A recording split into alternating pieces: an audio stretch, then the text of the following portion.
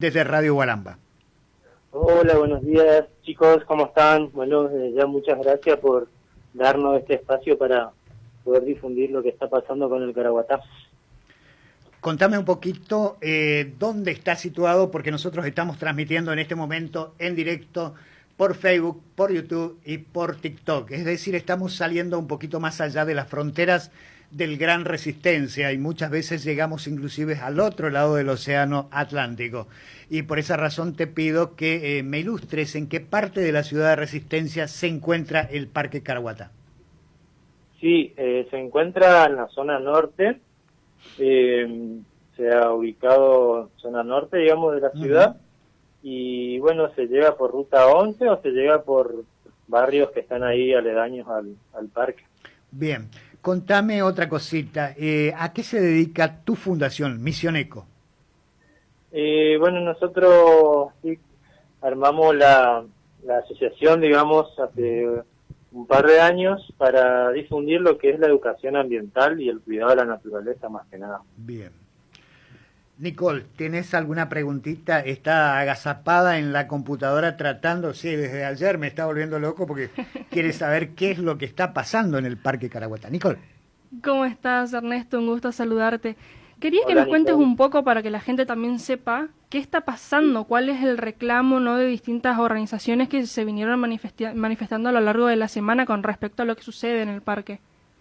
Bueno, para hacer un comentario ahí breve, nosotros como organizaciones y vecinos ahí de la comunidad del pueblo originario, porque ellos están ahí pegados al Caraguatá, veníamos trabajando dentro del predio con educación ambiental, o sea, aprendíamos el uso de las hierbas medicinales, el respeto que se tiene al entrar a un monte, y bueno, también teníamos los avistajes de aves, porque tenemos un registro de aproximadamente 110 especies de aves que están ahí adentro del predio, y bueno, y después también con biólogos, otros científicos, otros especialistas en el tema, siempre cuidando el lugar y preservando el monte, digamos.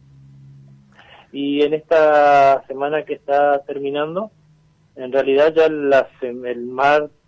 creo que fue martes o miércoles 3 de marzo, que por vecinos nos enteramos que entraron maquinaria al predio. Y nosotros habíamos estado el día anterior en el municipio justamente consultando si había avanzado el tema del traspaso, o sea, el traspaso ya estaba de la provincia al municipio, porque faltaba el registro de propiedad inmueble, digamos.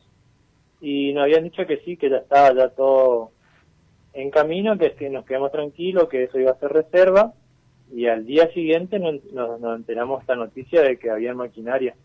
Y nosotros pensamos que iban a hacer la remoción porque ahí adentro hay vehículos secuestrados, digamos, vehículos y motovehículos. Eso sí, tenían orden de hacer de sacar eso, digamos, esa chatarra para que no siga contaminando el Caraguatá. Pero en el transcurso de los días, jueves, viernes, ahí sí ya descubrimos que las maquinarias se metieron al monte a desmontar todo, digamos, con maquinaria pesada, maquinaria grande. Y el día viernes se le presentó la nota al municipio y un informe, digamos, que nos den informe de qué estaban haciendo y por qué estaban haciendo eso y de dónde venía la orden y todo eso. Y bueno, no tuvimos respuesta y el día lunes siguieron con el destrozo.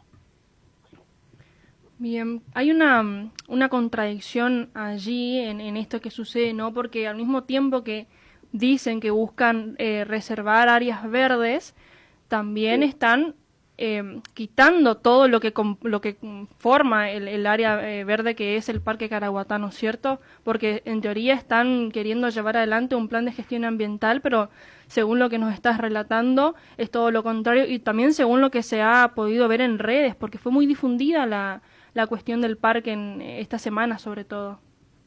Sí, fue difundida porque fue muy feo, digamos, muy grave la situación. Y sí, no hubo impacto ambiental, o sea, no hubo nada de eso, no hubo un asesoramiento a los funcionarios que que dieron la orden no tenían una idea del valor que tenía ese lugar, y bueno, actuaron mal, digamos, de mala manera, digamos, sin conocimiento previo de lo que se venía trabajando en el lugar.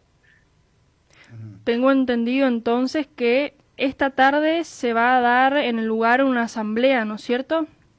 Sí, en el día de hoy a las 16:30 se invitó a los vecinos y a todos los que quieran participar para dar la información, digamos, exacta de lo que sucede y cómo vamos a seguir, digamos. Ahora está judiciado, digamos, el tema, digamos, está interviniendo la justicia y bueno, vamos a seguir por esos pasos, digamos. Bien, les comento a todos los que nos están escuchando que estamos en Resistencia Hora Cero, principio y final de todas las ideas. Hay una cuestión que nosotros veníamos haciendo hincapié ya hace mucho tiempo, desde el protocolo de Kioto allá por el 97, el Acuerdo de París en el 2025, que son tratados internacionales de la ONU para frenar el cambio climático. Allí empezaba toda una especie de contención por mantener todos los espacios posibles de la naturaleza. Resistencia, siempre decimos, está dentro del planeta Tierra, no es un planeta que está dentro del sistema solar muy alejado del Sol y donde nunca llega la luz.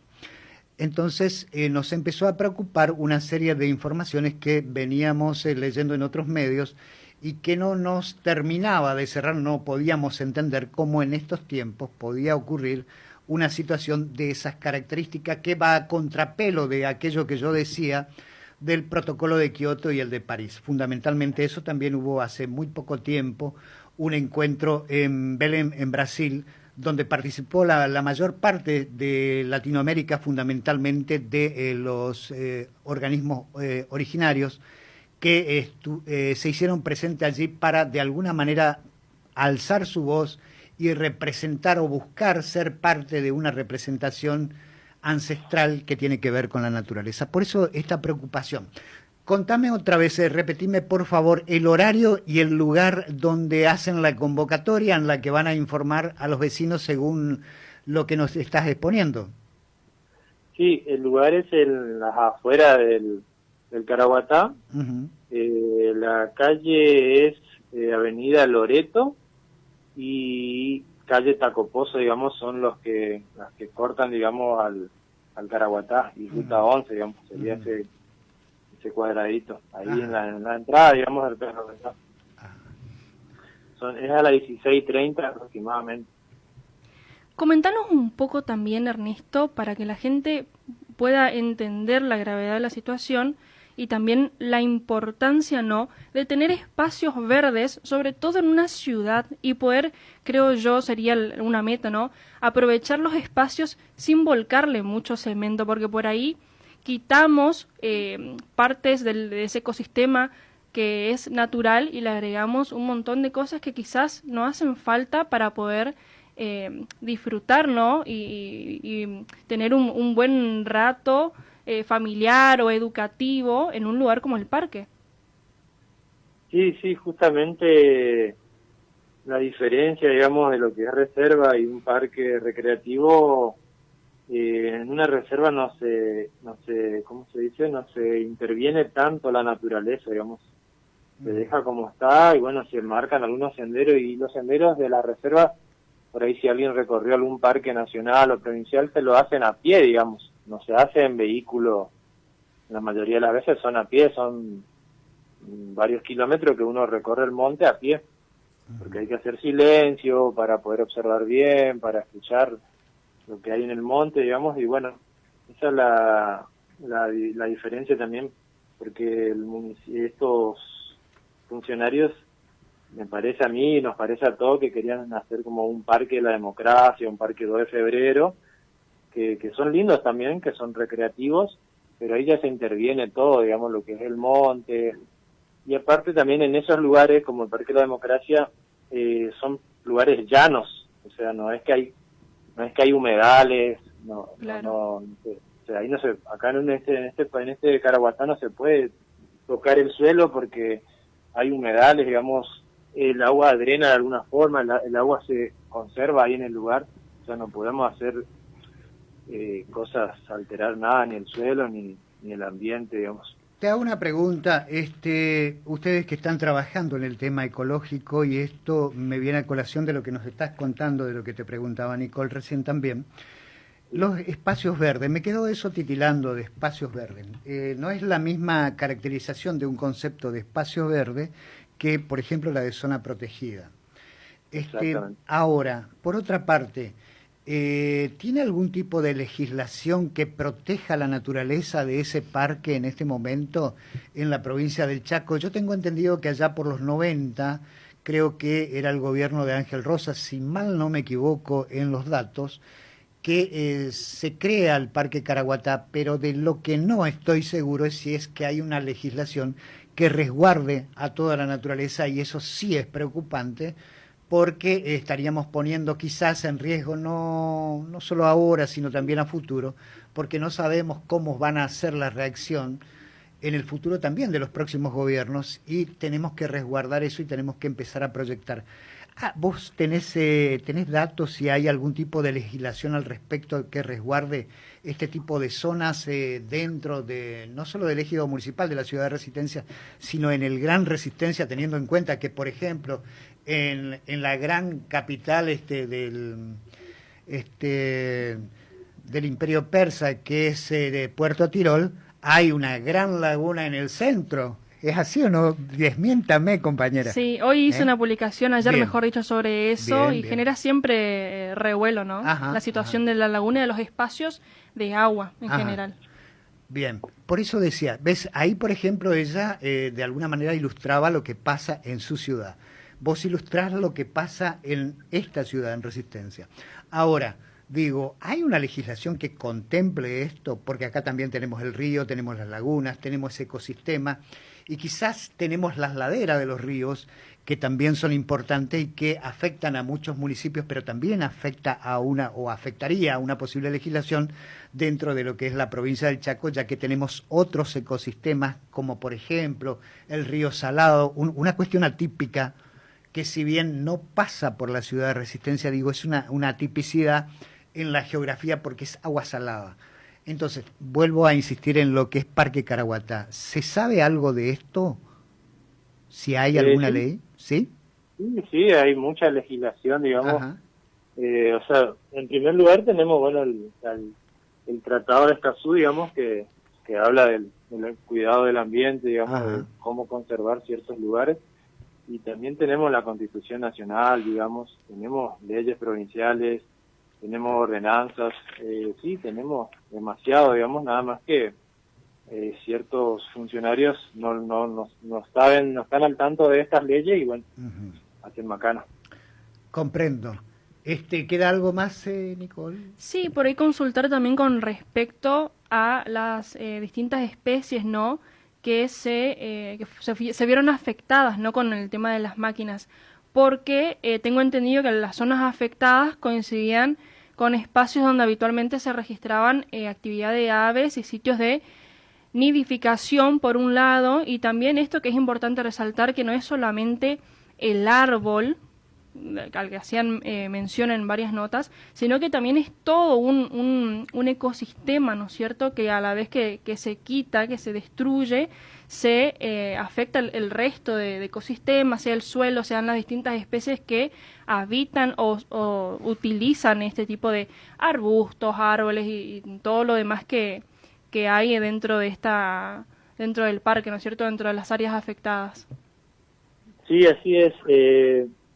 Ellos, como dicen en las notas, estaban desmalezando, pero adentro de un monte uno no puede desmalezar, digamos. O sea, no es maleza, es pastizal, se llama, digamos. En el monte se llama pastizal, y ese pastizal cumple una función, digamos, de donde habita, a donde hay vida, digamos, de insectos, aves, y bueno, y después el sotobosque también, que destruyeron todo.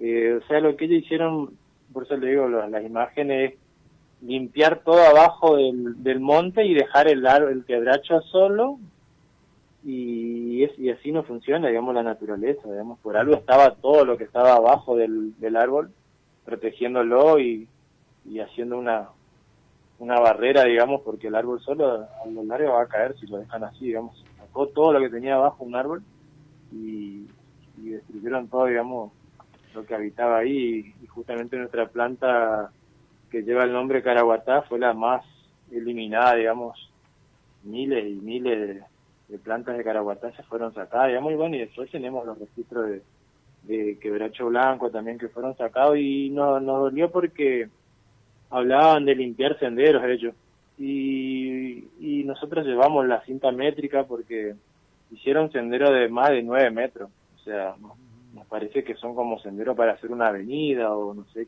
cuál el pensamiento, ¿cómo se dice? La palabra de sendero de ellos, de dónde sacaron, digamos, no sé dónde vieron que un sendero tiene 9 metros, digamos, de ancho. Claro. Quizás son conceptos diferentes, ¿no? Desde Radio Gualamba. Hola, buenos días, chicos, ¿cómo